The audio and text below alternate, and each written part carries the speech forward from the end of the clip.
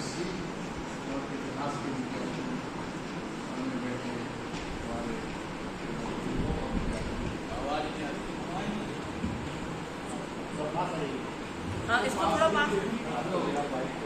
Mic पास रखते कीजिएगा। और भगवान सिंह जी परमार और कुछ एम सम्राट विक्रमादित्य के ऐतिहासिक कार्यक्रम को सबको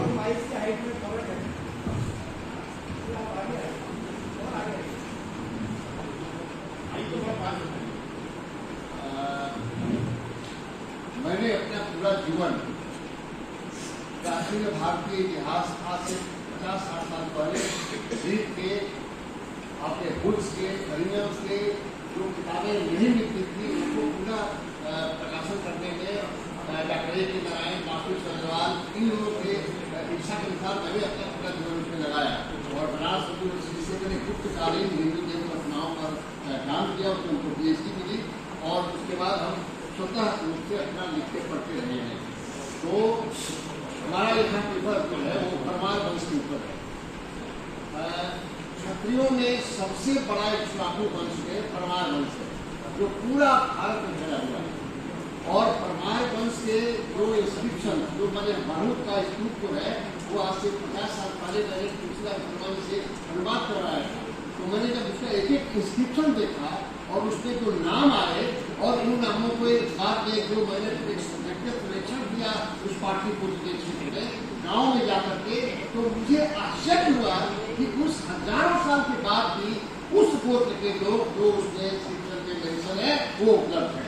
1974 के बाद पाटलिपुत्र की खुदाई हुई, कल कृष्णा जी ने वर्णन किया था, मैं देखने गया था वहाँ कुम्भहार में जो आपके आर्टिकल साइट ने खुदाई किया है। उसी कुम्भहार के बगल में जो गांव है बहादुरपुर गांव है। बहादुरपुर का गांव पूरा का पूरा परमारों का है। वो कहते हैं कि हम राजा भोज के वंशज हैं, विक्रमादित्य के वंशज हैं और उनका गोत्र कौंडिन्य है। कौंडिन्य गोत्री अपने कहते हैं पूरा का पूरा गांव।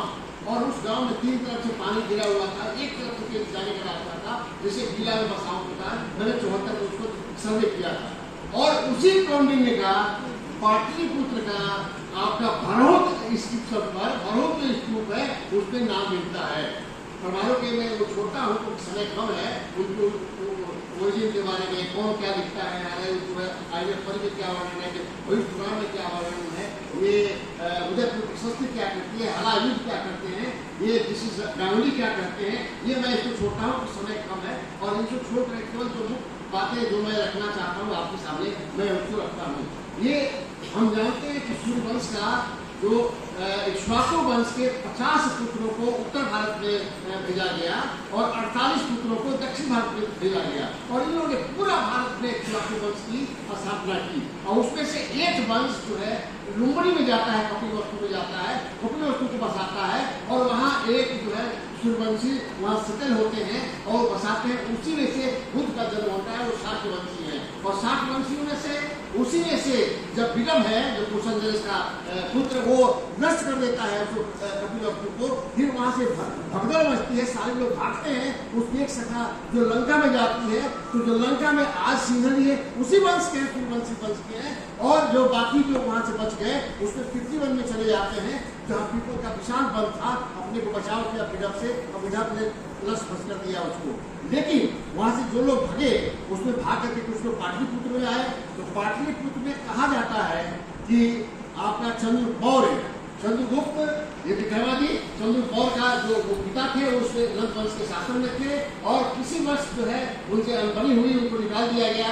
इसलिए चंद्रगुप्त दुखी रहते थे अपनी कौटिल्य जैसे एक आदमी उनको ले गया गुरु और ये भारत का जो भाई था जो उनको ले गए, पढ़ाई लिखाई सारी ट्रेनिंग किए और फिर वो 324 ईस्वी के आसपास उनको गति बैठा। मैं आपके इस जो बहस हो रही है संबंध में नहीं जाना चाहता, जो निर्देशित किया गया उसी आधार पर मैं कह रहा हूँ। और इसमें जो चंद्रमौर्य का स्थापना हुआ तो वहाँ से जो ये मौर्य वंश स्थापना हुआ तो मौर्य वंश में ये जो भरौत स्तूप है तो भरौत ये जो मैं कहता हूँ आज भी चंद्रमौर्य का वंश हजारों की संख्या में पूरा उत्तर प्रदेश, पूर्वी इलाका, गाजीपुर, बलिया, बनारस और बिहार का सारा ये क्षेत्र, ये सारे कौंडिन्य गोत्रीय जो क्षत्रियों से भरा पड़ा है, जो आज अपने को परमार वंश कहते हैं, विक्रमादित्य का वंशज कहते हैं, राजा भर्तृहरि का वंशज कहते हैं, और भर्तृहरि का गीत गांव क्षेत्र में आज भी प्रचार होता है। मैं बचपन से सुनता रहा, इसलिए मेरा लगाव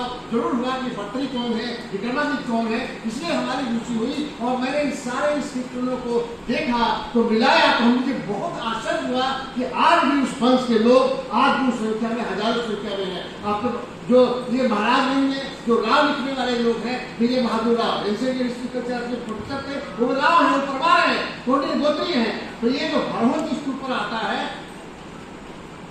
नंबर 7 पर नागसेन कौटिल्य पाटलिपुत्र के नाम से कहते हैं कि नागसेन कौंडिन्य गोत्रीय, ये वर्णन है, नागसेन नाम आता है। एक दूसरा आता है पाटलिपुत्र के कौंडिन्य राजा सकजा ने इसको बनवाया, और पाटलिपुत्र के महेंद्र सेन का वर्णन आता है।